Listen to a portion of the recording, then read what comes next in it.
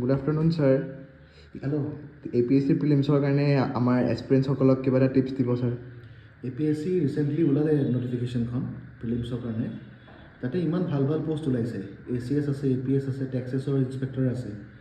চ' এতিয়া গোটেই ল'ৰা ছোৱালীখিনিয়ে ভালকৈ পঢ়িব লাগে আৰু বেছি সময় মোৰ মতে নাই, সময়টো বহুত কম।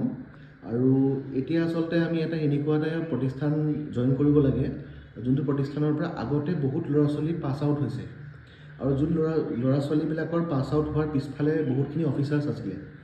এই বছৰ ভাবিছোঁ মই যে এপাৰ্ট ফ্ৰম মাই আদাৰ ৱৰ্কছ মই এবাৰ APSC প্ৰিলিমছৰ কাৰণে ভালকৈ ফ'কাছ কৰি পেলাই গোটেই ল'ৰা ছোৱালীখিনিক প্ৰিপেৰেশ্যন কৰাম। তাৰ কাৰণে মই বৰঠাকুৰ IAS একাডেমীত এভেইলেবল হৈ আছোঁ। আপোনালোকে আহক বৰঠাকুৰ IAS একাডেমীত জইন কৰক। 2014 পৰা আমি চলি আহিছোঁ। তাতে মই ইনফেক্ট ৰেংক 1 ALRS 2018-19 বেটছৰ। যেতিয়া অফিচাৰে পঢ়ায় তেতিয়া অলপমান গ্ৰেভিটিটো বেলেগ হৈ যায় APSC কোচিঙৰ। When you get trained by a non-professional, it becomes a different thing. But when you get trained by a professional, it becomes a complete different scenario.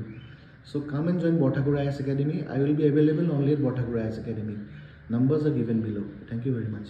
Thank you, sir.